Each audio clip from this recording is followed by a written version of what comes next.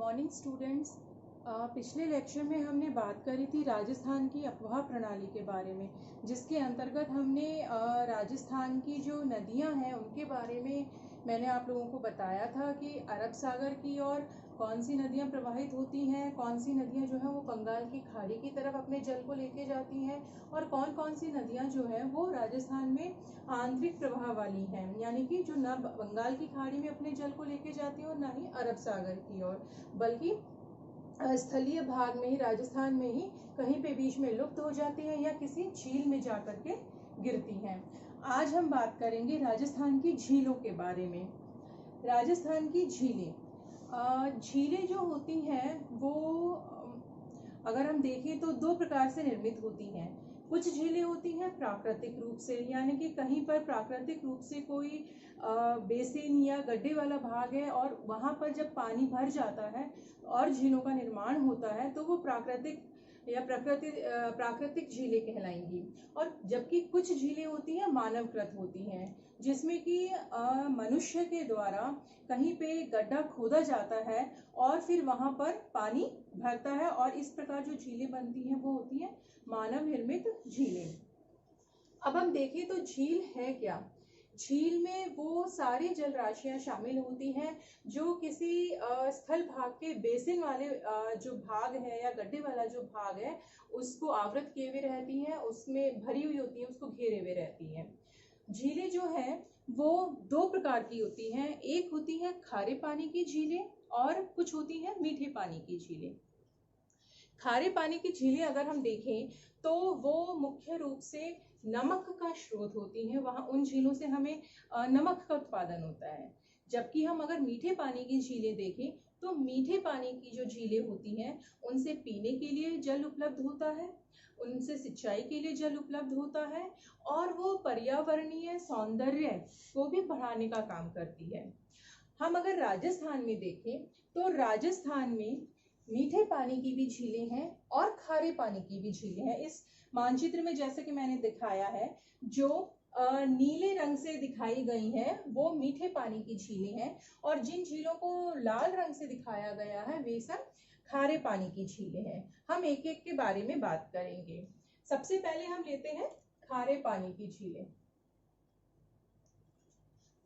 एक बात और बताना चाहूंगी, जो पश्चिमी राजस्थान है ये वाला एरिया जो है, यहाँ पर क्या होता है कि कुछ झीलों का निर्माण जो है, मतलब इस क्षेत्र में जो अधिकांश झीलें हैं कहें तो उनका निर्माण वायु के द्वारा होता है। यानी कि जब वायु चलती है तो वो रास्ते में से मिट्टी को उठा करके ले जाती है और वहां पे गड्ढे बना देती है, या बालूका स्तूपों के जो बालूका स्तूप बनाती है, बालूका स्तूपों के प्रवाह के साथ मतलब बीच बीच में जब कहीं पर गड्ढे बन जाते हैं तो वहां पर भी वर्षा काल में पानी भर जाने से झीलें बन जाती हैं, जिनको कि ढांड कहा जाता है।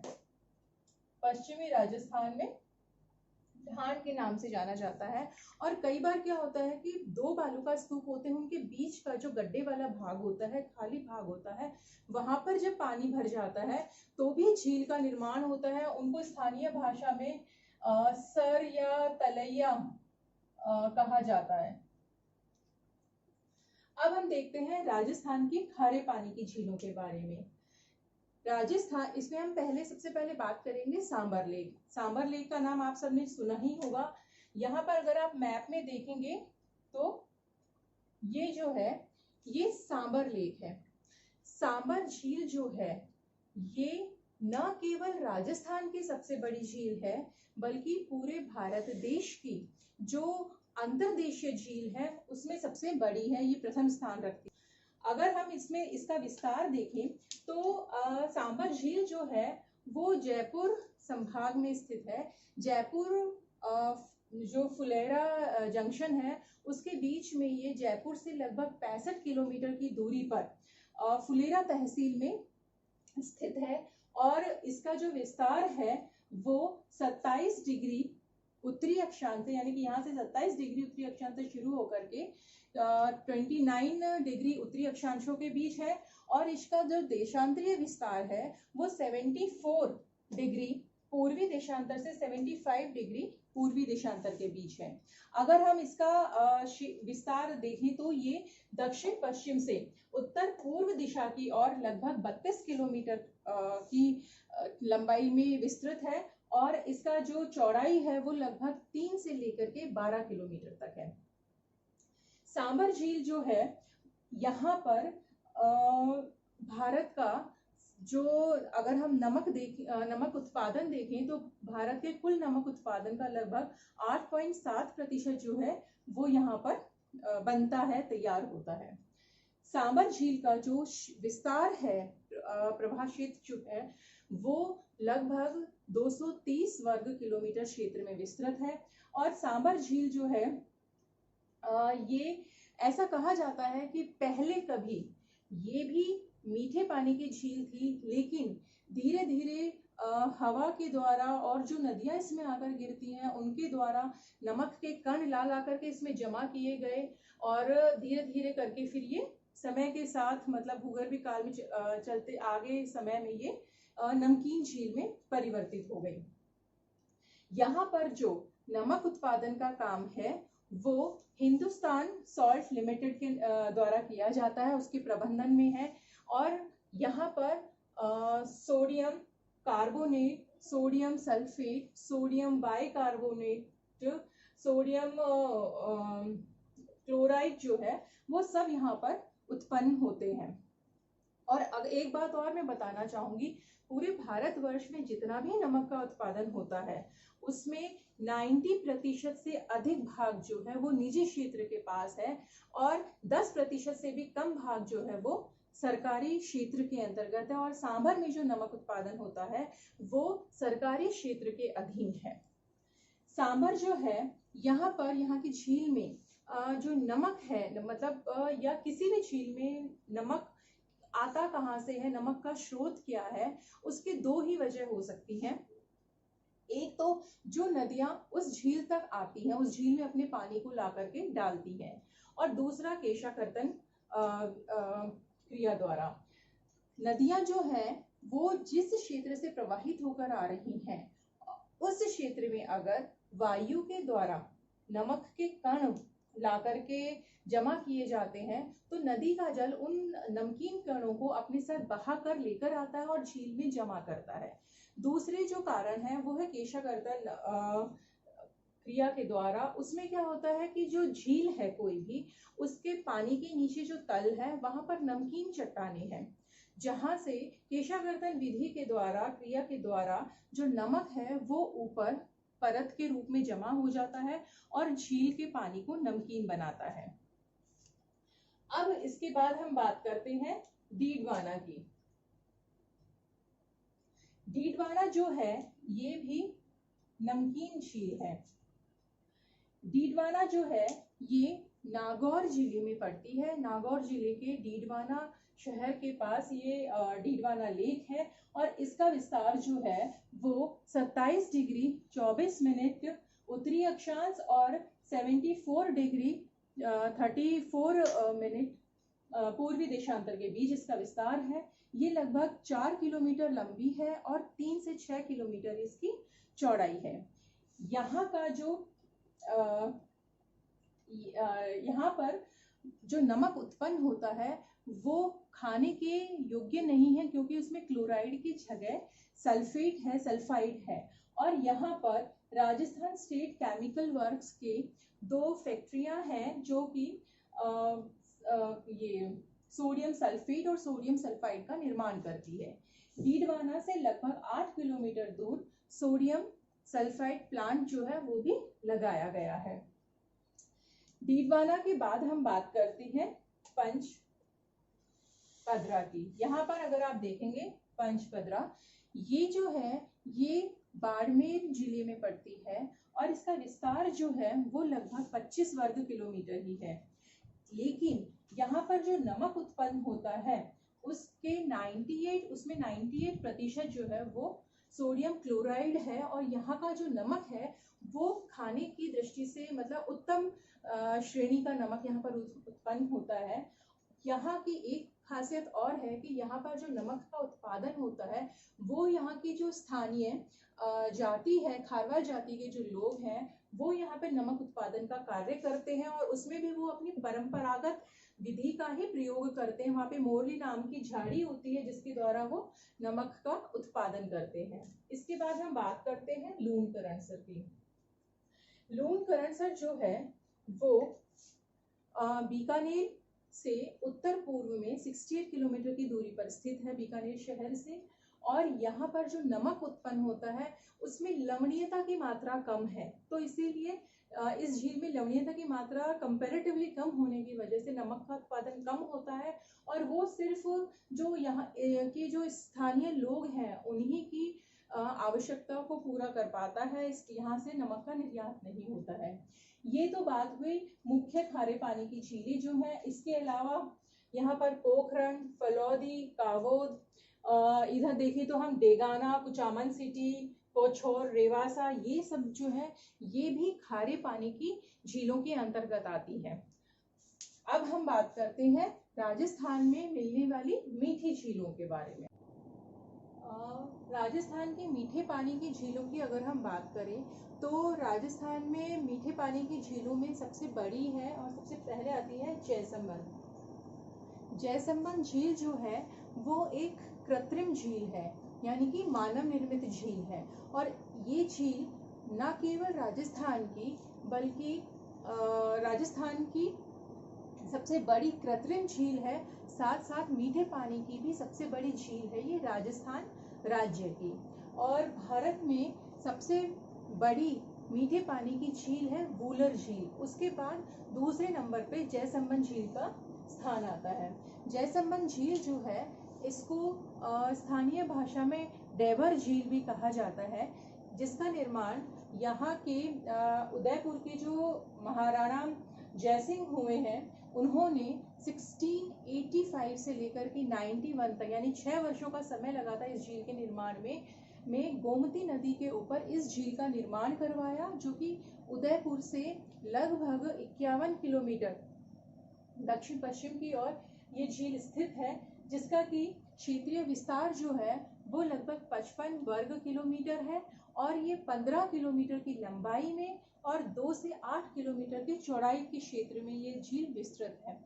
इस झील के ऊपर 7 टापू बने हुए हैं, जहाँ पर कि मीणा और भील जाति के लोग रहते हैं। और इन 7 टापुओं में सबसे बड़ा है बाबा का भाखड़ा के नाम से जाना जाता है वो, और सबसे छोटे टापू का नाम प्यारी रखा गया है। जयसंबंद के बाद हम बात करते हैं राजसंबंद झील की। राजसंबंद झील, जयसंबंद तो ये हो गई, ये राजसंबंद। राजसंबंद झील जो है वो राजसंबंद जिले के कांकरोली के पास 1669 से लेकर के 83 तक, यानी कि 14 वर्ष का इस झील को बनाने में समय लगा था। और इस झील का निर्माण जो है वो राज सिंह जो हुए उन्होंने, महाराणा राज सिंह ने इसका निर्माण करवाया था। राजसंबंद झील जो है यहाँ पर इसका विस्तार जो है वो लंबाई में अगर हम देखें तो 6.5 किलोमीटर, और चौड़ाई अगर हम इस झील की देखें तो वो लगभग 3 किलोमीटर है। और इस झील का जो उत्तरी भाग है वो नौचौकी के नाम से जाना जाता है, जहाँ पर रणछोड़ भट्ट जी जो हुए हैं उन्होंने संगमरमर की 25 शिलाओं के ऊपर संस्कृत भाषा में मेवाड़ का जो इतिहास रहा है वो 1917 श्लोकों में लिखा है। उन्होंने 1917 श्लोकों के द्वारा मेवाड़ के इतिहास को उन्होंने इन 25 संगमरमर की शिलाओं के ऊपर लिखा है, दर्शाया है, बयान किया है। इसके बाद अगर हम बात करें पिछौला झील की, पिछौला झील जो है आप यहाँ देखेंगे, इधर पिछौला झील जो है इसको 14वीं शताब्दी में यहाँ के उदयपुर के जो महाराणा लाखा हुए उनके समय में एक बंजारे ने इसका निर्माण करवाया था। और इस झील का निर्माण बंजारे के द्वारा करवाया गया था, किंतु इसका जो पुनरुद्धार या इसको ठीक करवाने का कार्य जो है वो महाराणा उदय सिंह जी ने किया था। और पिछौला झील जो है इसकी जो अगर हम लंबाई देखें तो वो 7 किलोमीटर और चौड़ाई जो है वो इसकी लगभग 2 किलोमीटर है। और इसके ऊपर 2 टापू हैं जिसके ऊपर जग मंदिर और जग निवास नामक 2 महल बने हुए हैं। एक बात और बताना चाहूंगी, आगे चल के पिछोला झील को फतेह सागर झील जो है इसके द्वारा जोड़ा गया और इनको जोड़ने के लिए स्वरूप सागर नामक झील का निर्माण किया गया जो कि पिछोला झील को फतेह सागर झील के साथ जोड़ती है। इसके बाद हम बात करते हैं फतेह सागर झील की। फतेह सागर झील जो है इसकी आधारशिला ड्यूक ऑफ कनॉट ने रखी थी और इसके ऊपर एक टापू है जिसको नेहरू आइलैंड कहा जाता है। फतेह सागर झील जो है इसका निर्माण जो है वो 1678 में जयसिंह ने इनका निर्माण करवाया था और इसका पुनर्निर्माण जो है पुनरुद्धार जो है वो फतेह सिंह ने करवाया था और उन्हीं के नाम पर इसका नाम जो है वो फतेह सागर पड़ा। ये लगभग 4 वर्ग किलोमीटर क्षेत्र में विस्तृत है फतेह सागर झील। फतेह सागर के बाद हम बात करते हैं आना सागर की। आप यहाँ पे देखेंगे तो आना सागर झील, ये आना सागर झील जो है ये एक कृत्रिम झील है जो कि अजमेर जिले में स्थित है और इसका निर्माण अजमेर के जो सम्राट हुए हैं पृथ्वीराज चौहान जी, उनके पितामह आना जी ने करवाया था 1137 में और उन्हीं के नाम पर इस झील का नाम आना सागर पड़ा। इस झील की एक खासियत ये भी है कि झील के पास जहांगीर जो हुए उन्होंने एक बाग का एक उद्यान का निर्माण करवाया जिसका नाम उन्होंने दौलत बाग रखा था और बाद में अब उसका नाम सुभाष उद्यान हो गया है। और वहां पर शाहजहां ने दौलत बाग में ही शाहजहां ने 12 दरी बनवाई थी संगमरमर की। इसलिए आना सागर जो है उसका अजमेर जिले में पर्यावरणीय सौंदर्य की दृष्टि से भी अपना महत्व है। इसके बाद हम लेते हैं सिलीसेड झील। सिलीसेड, यहाँ पे सिलीसेड लेक जो है ये अलवर जिले में अलवर शहर से लगभग 12 किलोमीटर दूरी पर जयपुर दिल्ली हाईवे के पास पड़ती है। और इस झील का ये जो झील है ये 12 वर्ग किलोमीटर क्षेत्र में फैली हुई है। इस पर 1845 में जो अलवर के महाराजा हुए हैं विनय सिंह, उन्होंने अपनी पत्नी शीला देवी के लिए यहाँ पर एक शाही महल का निर्माण करवाया था जो कि आज होटल लेक पैलेस में परिवर्तित हो चुका है। और ये जो सिलीसेड लेक है ये चारों तरफ पर्वत श्रेणियों से घिरी हुई है और वनों से घिरी हुई है, वन क्षेत्र से घिरी हुई है। इसके बाद हम बात करते हैं पुष्कर लेक की। यहाँ पे पुष्कर लेक जो है ये अजमेर जिले में पड़ती है और अजमेर शहर से लगभग 13 किलोमीटर दूरी पर स्थित है। इसका नाम पुष्कर इसलिए पड़ा क्योंकि इस झील को खोदने का जो काम था वो पुष्करणा ब्राह्मणों ने किया था, इसीलिए उन्हीं के ऊपर इसका नाम पुष्कर पड़ा। और पुष्कर झील जो है वो ब्रह्मा मंदिर के लिए विश्व प्रसिद्ध है। यहाँ पर ब्रह्मा जी का बहुत प्राचीन मंदिर है जहाँ पर दूर दूर से यानी कि विदेशों से भी पर्यटक आते हैं। और पुष्कर झील जो है इसके पास ही रणजी का मंदिर है बैकुंठनाथ जी का, जो कि अपनी विशिष्ट दक्षिण भारतीय शैली में जिसका निर्माण किया गया है और इस वजह से उसको देखने के लिए भी बहुत से पर्यटक जो है और श्रद्धालु हैं वो यहाँ पर आते हैं। पुष्कर जो है यहाँ पर कार्तिक मास में पशु मेला भी लगता है बड़े स्तर पे, जिसके लिए पुष्कर जो है वो काफी प्रसिद्ध है, विख्यात है। पुष्कर के बाद हम बात करते हैं कोलायत की। कोलायत जो है वो बीकानेर शहर से लगभग 48 किलोमीटर की दूरी पर स्थित झील है और यहाँ पर कपिल मुनि का आश्रम है जिसके लिए ये प्रसिद्ध है। इसके बाद आती है नक्की झील। नक्की जो है ये यहाँ पर माउंट आबू में, सिरोही में माउंट आबू में लगभग 1200 मीटर की ऊंचाई पर ये झील स्थित है और इस झील के साथ कुछ पौराणिक धारणाएं या आस्थाएं हैं, और लोगों का ऐसा कहना है कि इस झील का निर्माण जो देवता हुए हैं, देवताओं ने अपने नाखूनों से खोद खोद के इस झील का नकी लेक का निर्माण कार्य किया।